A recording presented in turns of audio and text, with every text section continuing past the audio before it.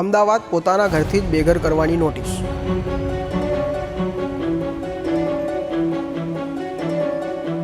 અમે મકાન વગરના થઈ જઈશું, રસ્તા ઉપર આવી જઈશું, એમનો મોટો ડર છે.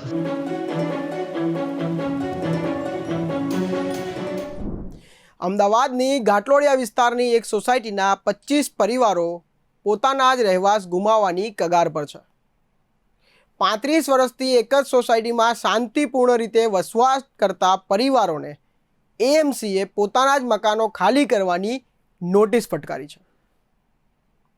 હવે આ પરિવારો ઉપર ડિમોલિશનની તલવાર લટકી રહી છે. તમામ પરિવારો પાસે પોતાના કાયદાકીય દસ્તાવેજો તથા બેંક લોનના પુરાવા હોવા છતાં એએમસીએ તેમને પોતાના રહેવાસોને ખાલી કરવાની નોટિસ ફટકારી છે. સમગ્ર મામલે બિલ્ડરની ભૂલ હોવા છતાં રહીશો શા માટે તેનું પરિણામ ભોગવે? શું છે આ સમગ્ર મામલો? જાણીએ વિગતવારે. નમસ્કાર, હું મંથન ને સ્વાગત છે તમારું બેનિફિટ ન્યૂઝમાં.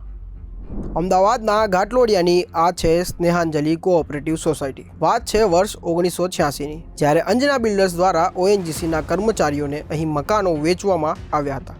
છેલ્લા 3.5 દાયકાથી 25 પરિવારો અહીં વસવાટ કરે છે. પરંતુ અચાનક એએમસી દ્વારા આ સોસાયટીને ગેરકાયદેસર બાંધકામ જાહેર કરતા અહીં હડકંપ મચી ગયો.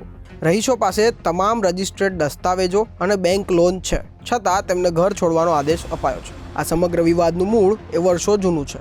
મૂળ બિલ્ડર કાંતિભાઈએ જે પ્લોટ ફાળવ્યો હતો તેના બદલે અન્ય એક બિલ્ડરના પ્લોટ પર સોસાયટીનું બાંધકામ કરી દીધું હતું. વર્ષ 2006માં અખબારોમાં છપાયેલી માહિતી મારફતે રહીશોને આ ગેરકાયદેસર બાંધકામની જાણ થઈ અને મૂળ પ્લોટ માલિકે પોતાનો પ્લોટ પાછો માંગતા મામલો કોર્ટમાં પહોંચ્યો. બિલ્ડરે અમારા ઉપર ફ્રોડ કર્યો છે અને કોર્પોરેશનવાળા આજે ત્યાં આગળ બુલડોઝર લઈને અમારા મકાનો તોડવા માટે આવ્યા છીએ, એટલે અમે અહીંયા ફરિયાદ કરવા આવ્યા છીએ. કોણ બિલ્ડર છે? અંજના એસોસિએટ જે છે એ લોકોએ આ ફ્રોડ કર્યો છે. અમને લોકોને કહ્યું હતું કે ચિંતા ના કરો, અમે બધું પતાવી દઈએ છીએ. આજ દિન સુધી કશું પત્યું નથી. આ મામલો બિલ્ડરે 83ની અંદર આ પ્લોટ એંગાડી સોસાયટી બનાવી હતી, બરાબર, અને એ પછી પ્લોટ હેરફેર થઈ ગયો. એટલે બિલ્ડરનું કહેવું એવું છે કે ભાઈ આ બધી જવાબદારી મારી છે, તમે ચિંતા ના કરો. બધા ઓએનજીસીના સેન્ટ્રલના સભ્યો છે, આ લોન લઈને મકાનો બનાવેલા છે, બરાબર. બિલ્ડરે દરેકને કહ્યું કે ચિંતા ના કરતા, અને આ પરિસ્થિતિનું નિર્માણ આજ દિન સુધી થયું છે. બિલ્ડરે આજ દિન સુધી કોઈ હિસાબ નથી સોંપ્યો. ચેરમેન, સેક્રેટરી કોઈ જ નહીં, બધો વહીવટ એમને હસ્તગત રાખેલો છે. અમારા બધા મકાનો જે છે એ દરેકના લોન પેપર છે, દરેકના ડોક્યુમેન્ટ્સ છે, કંઈ કાયદેસર રસીદો છે, સર્ટિફિકેટ છે અંજના બિલ્ડર્સના, અને આજ દિન સુધી એ લોકોએ કોઈ હિસાબ નથી સોંપ્યો. અને હવે કોર્પોરેશન એમ કહે છે કે ભાઈ આ બધું ગેરકાયદેસર છે, એટલે તમારે આ પ્લોટ ખાલી કરવાનો. કેટલા વર્ષથી અને કેટલા મેમ્બરો રહે છે? અમે 25 મેમ્બરો રહીએ છીએ શરૂઆતથી ગાડી. અમે સોસાયટીમાં અમને કંઈ ખબર જ નથી. પહેલાં તો બિલ્ડર આની અંદર એવું કહે છે કે ભાઈ અવડાના અધિકારીઓ આવ્યા, જે વખતે ટીપી નથી, એટલે 68 અને 65 પ્લોટ અદલા બદલી થઈ ગયો છે. એટલે લોકોએ કહ્યું કે સારું, આપણે અવડાની અંદર જે કોઈ ચેક કરાવી લઈએ છીએ, તમે ચિંતા ના કરો. એ વખતે તબક્કાવાર બધા મકાનો 25 મકાન બની ગયા હતા. અને બિલ્ડર નીચલી કોર્ટમાં કંઈક ટ્રાયપાર્ટી એગ્રીમેન્ટ કરવાનો હતો.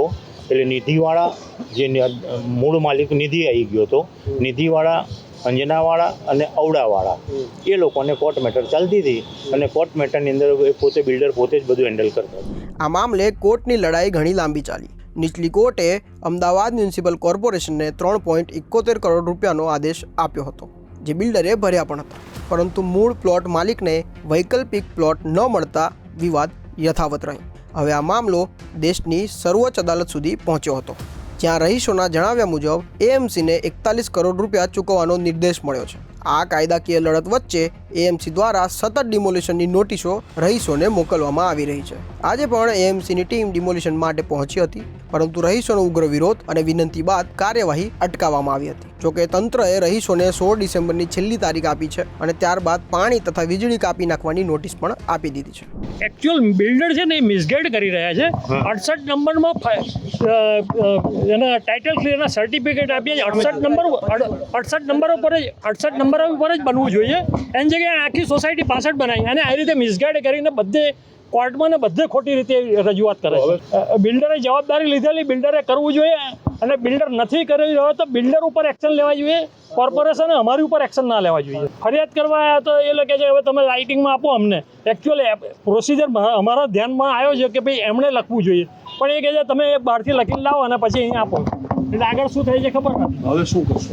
હવે અમારો બિલ્ડર તો કાલ પરમ દાડે નાસી જશે. અમેરિકાનો પાસપોર્ટ છે, એટલે પોલીસ વાળાનું જ કામ છે કે એને તાત્કાલિક રોકીને એને પકડે, નહીં તો એ નાસી જશે. પછી અમે તો અને કોર્પોરેશન અમારા મકાનો બી લઈ લેશે. અમારી જોડે પૈસા બી નથી રહ્યા કે અમે વકીલો કરીને પૈસા એની પાછળ ફોલોઅપ કરીએ. અમે મકાન વગર ના થઈ જઈશું, રસ્તા ઉપર આવી જઈશું, એ અમારો મોટો ડર છે. તો કેવી કાર્યવાહી થવી જોઈએ? પોલીસ સ્ટેશને પોલીસવાળાએ તાત્કાલિક બિલ્ડરને પકડીને, બિલ્ડર 500 કરોડની પાર્ટી છે, એને પકડીને એને ગાલવો જોઈએ, એની જોડે પૈસા વસૂલ કરવા જોઈએ.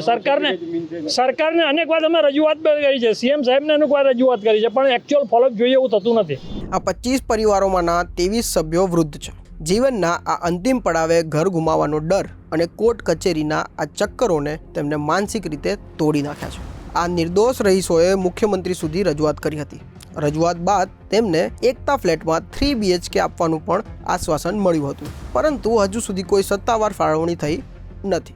સ્નેહાંજલિ સોસાયટીના રહીશોની એક જ વાત છે, અમારી કોઈ ભૂલ નથી, બિલ્ડરે અમને ગેરમાર્ગે દોરીને પ્લોટ બદલ્યો છે. તમામ જવાબદારી બિલ્ડરની છે, છતાં સજા અમને મળી રહી છે.